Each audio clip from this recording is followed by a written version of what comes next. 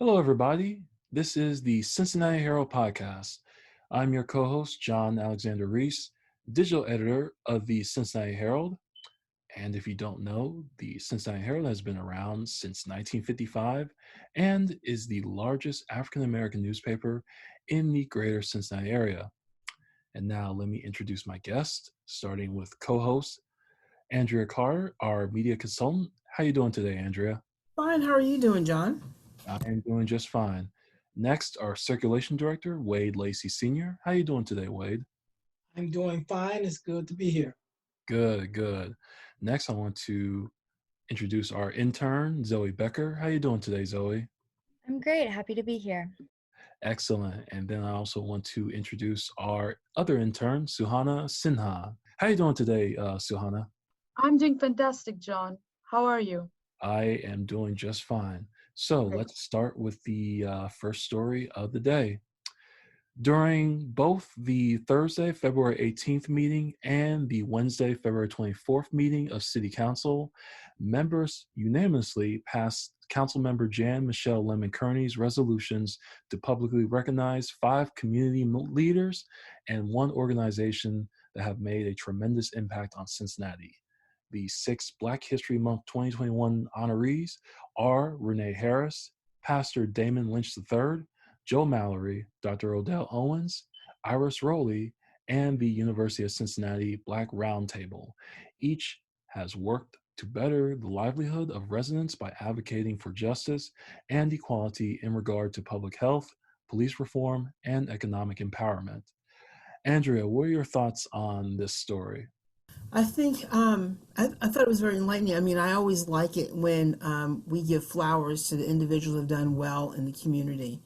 And these individuals have done a tremendous job in their own individual areas of working. I mean, Damon Lynch goes all the way back to Black United Front with the protests in OTR for the betterment. He was part of the group that created the collaborative agreement. Everyone else has had successes in their own right. So I think it's wonderful when we honor people who normally don't get honored or get passed over.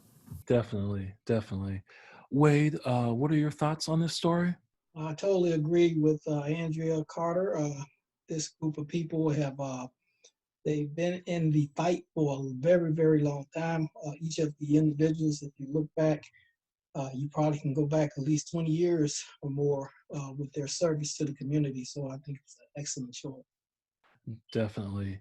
Zoey, what are your thoughts? I agree with everything that's been said. It's really important to recognize these important leaders every month of the year, but it's great that the work that's being done in this community and these leaders who are really doing crucial work in all different industries are being recognized. Good. Suhana, what are your thoughts on this story? John, this is fantastic to see that community leaders are getting awarded and recognized. All the members have significantly contributed and are trying to contribute towards the public health and the community's disparities and trying to fight for them in the field of law. In the circumstances, it's amazing that till date that people are coming in together and trying to make a balance or uplift their community. And in these circumstances, it's great that they are awarded and recognized because this, in a very big picture and in upcoming years, champions the image of the community and puts a good face, which is, I often hear young children say that they don't have good role models. I am happy that more people are recognized as community leaders from the Black community, and this could serve as a great example for those children. So true. And moving on to our next story. According to a statement from his daughter, Vernon Jordan, a civil rights activist and former advisor to President Bill Clinton, has unfortunately passed away at age 85. After stints as field secretary for the Georgia NAACP and executive director of the United Negro College Fund, he became head of the National Urban League, becoming the face of Black America's modern struggle for jobs and justice for more than a decade. Andrea, your thoughts on the passing of Vernon Jordan? Vernon Jordan is an icon in the Black community for the work that he did, not just with the Urban League, but for everything that he did throughout his career. I really got to know him when he was around Bill Clinton. And during Bill Clinton's presidency, I got to really know Vernon Jordan and hear him speak and see all the good things that he's done. I know that he elevated the level of what someone could be an advisor on a presidential level, because you don't get to see it all that often. And to see Vernon Jordan have the ability to go in the White House and talk with Bill Clinton was something to be proud of and to see. So true. Wade, what are your thoughts on the passing of Vernon Jordan? Really sad to see him go. You're a baby boomer. You knew who Vernon Jordan was and the role that he played in the struggle. Unlike Martin Luther King and some of the other people that came along before him, they were more, they were more like national leaders. But Vernon Jordan to me was more like a father figure. And he played a big part in the struggle and trying to uplift the Black community. What a lot of people forget is that he was shot. I think it was 1980. He was actually shot. Guy tried to kill him. They had a trial. They got the guy. They had a trial, but they acquitted the guy. Later, I believe about 16 years later, the guy committed another murder or another shooting and killed someone. And during that time, he did admit that he was the shooter of Vernon Jordan also. So he did a lot. He suffered for his work, but he carried on afterward. And I'm really sad to see him go. Zoey, what are your thoughts on the passing of Vernon Jordan? It's always sad to see a great leader go. He did so much during his life and his career that will hopefully be remembered for long to come. I read somewhere that he had his favorite meal and his favorite dessert before he went to bed that night. And I do think in this day and age, it's such a blessing to pass in such a peaceful way, surrounded by loved ones. So I think that is something to appreciate. Suhana, what are your thoughts on this story? I am not a part of Black community, so this year's Black History Month has been extremely educational for me. It was recently that I learned that it was in about early or late 1900s that Black reporters started entering White House. And in the recent times, Obama was the only representation that I knew of Black community, somebody from a Black member sitting in the White House. I never knew who was Vernon Jordan, but knowing that he passed away and learning about the contribution he made alongside Bill Clinton in the White House makes me feel very happy, but at the same time very sad that now he's gone. On a humanitarian note, I wonder how his family must be feeling and are they doing well? But also at the same time, I am honored to know that he served so well to the community that even after he's gone, his legacy will be long remembered. And many young men and women would follow his footsteps and represent themselves well in the White House. So that's my take on it. Now, moving on to our next story. The FDA gave an emergency use authorization of a one-shot coronavirus vaccine by Johnson & Johnson this past Saturday, marking the third coronavirus shot allowed to be administered to Americans. Johnson & Johnson said that it expects to have 4 million doses of the vaccine ready for shipment this week. Unlike the Pfizer and Moderna vaccines, which garnered approval in December, the Johnson & Johnson vaccine comes in one dose. Andria, your thoughts on this story? Well, I like the fact that there's a third type of vaccine available to get people vaccinated as soon as possible. So that's going to help everyone feel a little bit more comfortable about getting back to somewhat normal life, so to speak.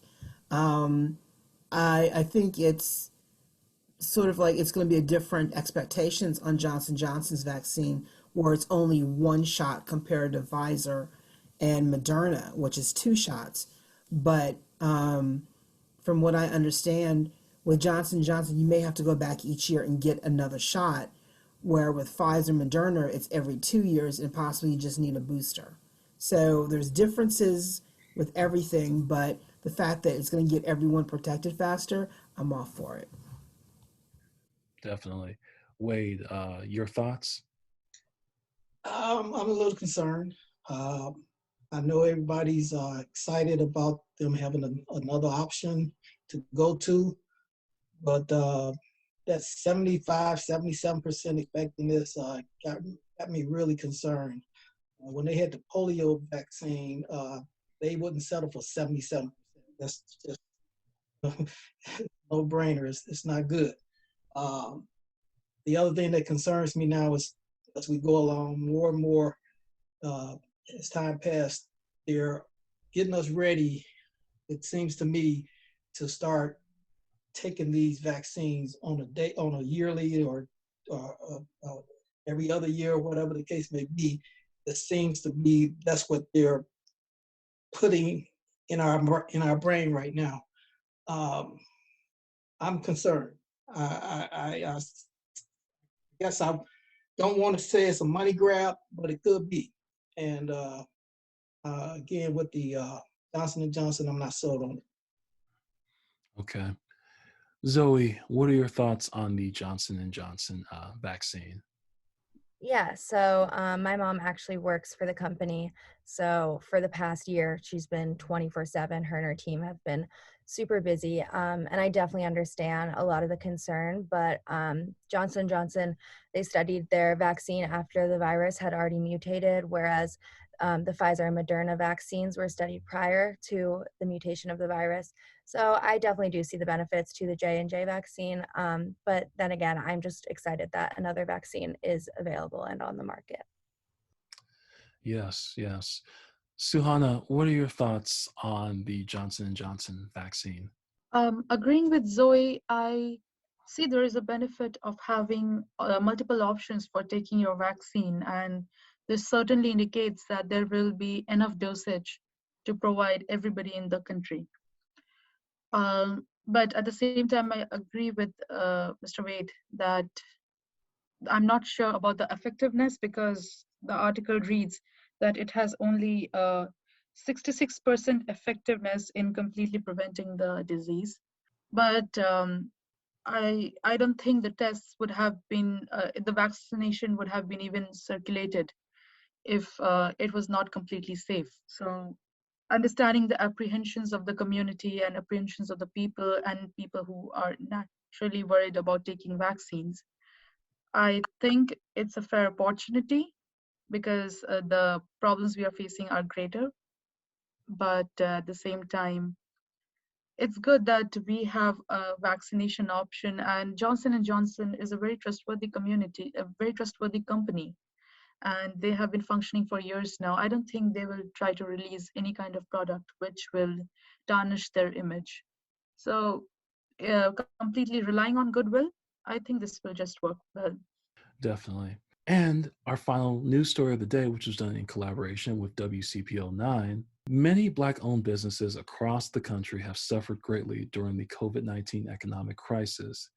The National Bureau of Economic Research found that 41% of Black-owned businesses shut down between February and April of 2020, compared to 17% of white-owned businesses. Andria, you read the story. What are your thoughts on this? Well, I think Black businesses have taken a hard hit during COVID because a few of them got PPE loans, but a lot of them didn't. Everyone had to be creative and innovative to survive this and change business models, change how they serve their customers, change their thinking, get used to new technology. Which everyone else had to do as well, but Black businesses were hurt a little bit more, and some even opened up, just, took the next step and just went ahead and opened up shops, hoping that, they would get some customers that are hanging around their house. I think it was a very good eye-opening story that was done with WCPO. And I think they did a very good job of noting that, these businesses are here to help and serve as much as anybody else. Wade, what are your thoughts on this story?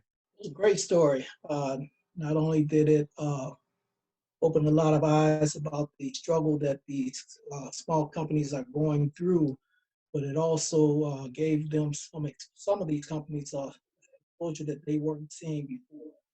It introduced them to a lot of people. So it's a great story. I hope that they are able to survive this. It's very hard for a new business. It doesn't have all the resources from a company that's been in business for several years to be able to make it through something like this. So my heart goes out to them. I hope they are successful, and I just pray that we all can get through it. Zoey, your thoughts on this story? I also really like the story. I think it's a really hard time to be a business owner during this time, and it's something that we as consumers don't really think about as much as we should. We're scrolling past ads on social media and we're like, oh, I hate ads, like clogging up my feed. But product promotion is really quite necessary to make a name these days because, we're not walking around and window shopping anymore due to the coronavirus. But I think as the 1-year anniversary of the first lockdown approaches, consumers and business owners alike are hopefully getting more used to navigating this online space that has really replaced our day-to-day. Suhana, what are your thoughts on this story? I feel it was a very well written article. It covered all the aspects of statistics and giving us the reasons why the community and the businesses suffered. In my opinion, my heart goes out to the families who own these businesses and the employees who are part of these businesses, because having no money can be an emotionally very difficult time, especially during pandemic.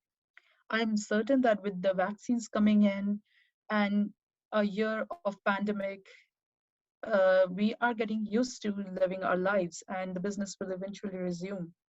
But it was a very hard hitting time and nobody should really go through, because I'm a college student and I face difficulty every time I struggle to pay my rent.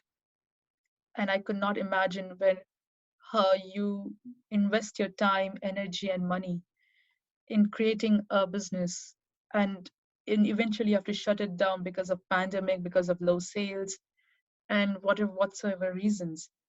But I'm hopeful that the businesses could resume and people who had to shut down their stores permanently found a way to navigate through their lives. And it's terrible. I wish we could provide them more help and resources, but I'm not sure what has been provided to them yet. Thank you. Yes, of course.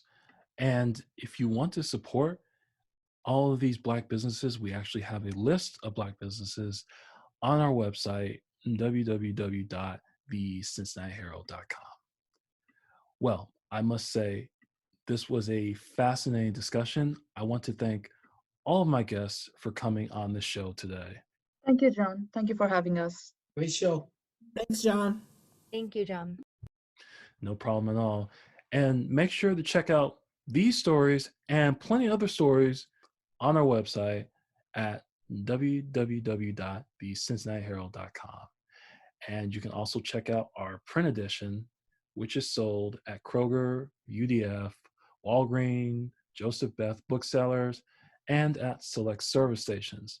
Plus, you can follow us at the Cincinnati Herald on Facebook. You can also follow us at Cincy Herald on Twitter and Instagram. Plus, you can follow us on YouTube. Just search for the Herald TV. And you can also follow us on our TikTok channel at the Cincinnati Herald.